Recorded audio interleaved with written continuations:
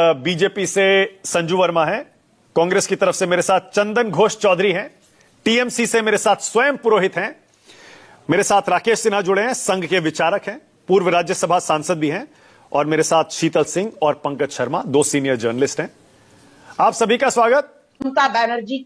ममता बैनर्जी को आईना बंगाल की जनता दिखाएगी। और मैं एक चीज कहना चाहूंगी अपनी वाणी को विराम देने से पहले, एक सेकंड रुक जाइए। पंकज शर्मा और शीतल सिंह। पंकज जी, ये आपको इस बार क्या लग रहा है, बंगाल में क्या होने वाला है? हालांकि बिहार में भी आपका असेसमेंट गलत हो गया, लेकिन फिर भी सबका गलत सही होता है, मैं उसके लिए नहीं कह रहा हूं, पर आपको क्या लग रहा है पंकज जी, क्या होगा इस बार बंगाल में? मेरा असेसमेंट बिहार में भी जमीनी स्थिति के आधार पर था। फिर से हुआ वो एक बात है, जमीनी स्थिति वही थी जो मैंने कहा था। अब रह गई बंगाल की बात। इस बंगाल में भारतीय जनता पार्टी की सरकार बनना तो एकदम संभव है। तो संजू वर्मा जी कह रही हैं कि इस बार भाजपा आई और टीएमसी गई, ये तो इसलिए होने वाला नहीं है कि आप खुद ही देखिए कि क्या ऐसा हो सकता है कि भारतीय जनता पार्टी की सीटें करीब दोगुनी हो जाएं। 148 सीटें चाहिए सरकार बनाने के लिए, और भारतीय जनता पार्टी के पास जितनी सीटें हैं 65 आई थी, अब शायद 70, 72, 75 के आसपास है। तो दोगुनी सीटें अगर उनकी हो जाए, क्या ये संभव है? और क्या ये भी मुमकिन है कि तृणमूल कांग्रेस की सीटें 70-75 सीटें फिर जाए? ये असंभव है। 10% वोटों का फर्क है। पिछले चुनाव में था, विधानसभा चुनाव में, भारतीय जनता पार्टी और तृणमूल कांग्रेस के बीच 10% वोटों की खाई काटना संभव। मेरा मानना तो यह है कि इस बार भारतीय जनता पार्टी की जो सीटें हैं वो पिछली बार जितनी आई थी उतनी भी आ जाए तो बड़ी बात होगी। संजू वर्मा जी, आप अपनी वाणी को विराम देने के बजाय भारतीय जनता पार्टी को सलाह दें कि नफरत की राजनीति को विराम दें। ये जो सामाजिक बंटवारे की सियासत हो रही है, इसको विराम दें। तो जाकर भारतीय जनता पार्टी से थोड़ा सा जो उदार बना हिंदू है वो शायद जुड़ने का प्रयास करें। वरना आप जिन कट्टर मोदी भक्तों के बल पर फिर प्रदेश में अपनी सरकार लाने का सपना देख रहे हैं, तो इस बार बंगाल में बुरी तरह चकनाचूर होने वाला है।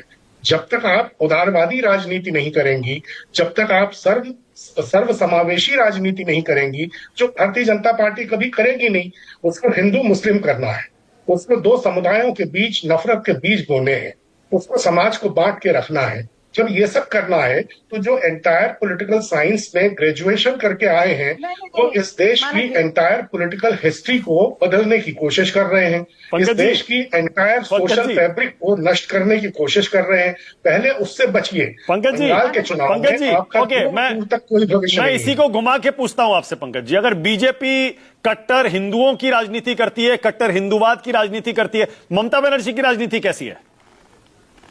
ममता बनर्जी की राजनीति तो सर्वसमावेशी है। ममता बनर्जी कट्टरता की राजनीति करती नहीं है, लेकिन चूंकि भारतीय जनता पार्टी जिस तरह का हिंदुत्ववाद इस देश में चलाए हुए है, जिस तरह से एक समुदाय को, अल्पसंख्यक समुदाय को उसने बिल्कुल किनारे कर रखा है, खुलकर इनके नेता कहते हैं कि हमको तुम्हारा वोट नहीं चाहिए। खुलकर ये किसी भी चुनाव में। अच्छा पंकज जी, ओके पंकज जी, एक सवाल और। इसका मतलब पंकज जी ये हुआ कि कांग्रेस का इस बार भी पश्चिम बंगाल के चुनाव में कुछ नहीं होने वाला, हो सकता है खाता भी ना खुले। देखिए, कांग्रेस और तृणमूल कांग्रेस इंडिया समूह का हिस्सा है। उन दोनों के बीच सीटों के तालमेल का, सीटों के बंटवारे का समीकरण किस तरह से बैठता है, कौन कितनी सीटों पर लड़ता है, उस पर बहुत सी चीजें निर्भर करेंगी। अभी इसमें थोड़ी सी देर है। पर पश्चिम बंगाल में तो पंकज जी, पश्चिम बंगाल में कौन सा इंडिया गठबंधन है, बताइए ना। कहां लोकसभा चुनाव में कोई गठबंधन हुआ क्या? नहीं हुआ। विधानसभा चुनाव में हुआ क्या? नहीं हुआ। इस बार आपको क्यों उम्मीद है हो जाएगा? नहीं, होगा, क्योंकि मोटे तौर पर तृणमूल कांग्रेस और कांग्रेस ये दोनों इंडिया समूह का हिस्सा है। 36 राजनीतिक दल है भाई इंडिया समूह में। और आप एक बात को ध्यान रखिए कि इंडिया लोकसभा में इंडिया समूह के जो सांसद हैं उनमें और एनडीए के सांसदों में मानव जी सिर्फ 58 सांसदों का फर्क है, सिर्फ 58 सांसदों का। आज भी अगर सिर्फ 37 सीटें इंडिया समूह की आ जाए तो एनडीए की सरकार गिर जाएगी।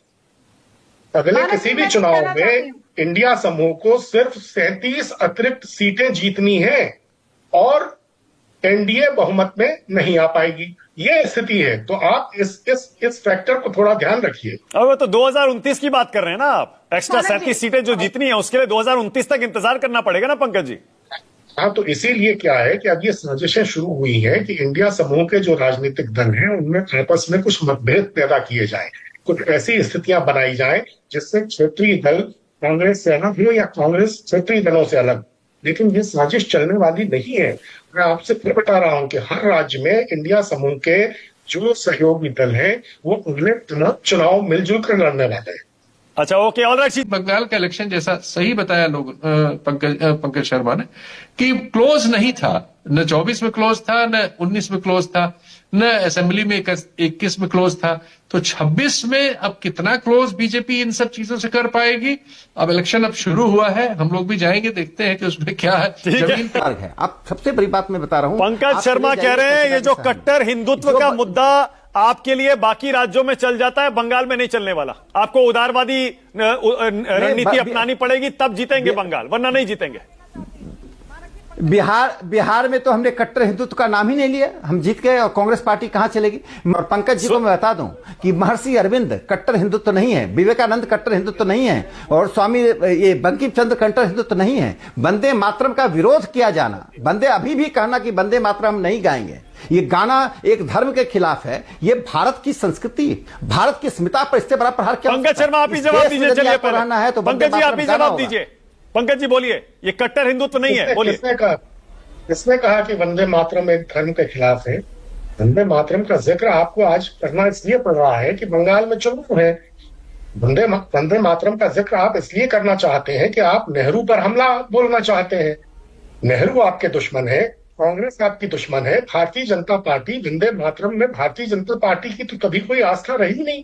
कांग्रेस ने सबसे पहले वंदे मातरम को अपने अधिवेशनों में गाना शुरू किया।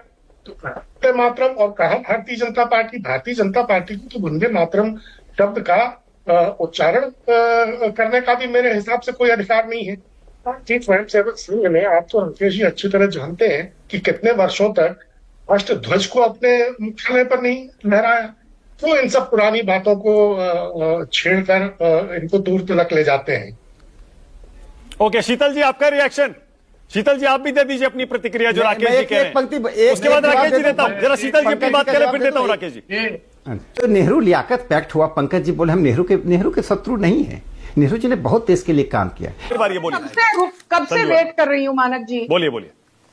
मानक जी अभी मुझे 2 मिनट का वक्त चाहिए। पहली बात तो ये कि जो पंकज शर्मा बैठकर कहते हैं कि बीजेपी कुछ नहीं कर पाएगी बंगाल में, पंकज शर्मा जी को पता होना चाहिए कि 2021 के विधानसभा चुनाव में कांग्रेस ने खाता तक नहीं खोला।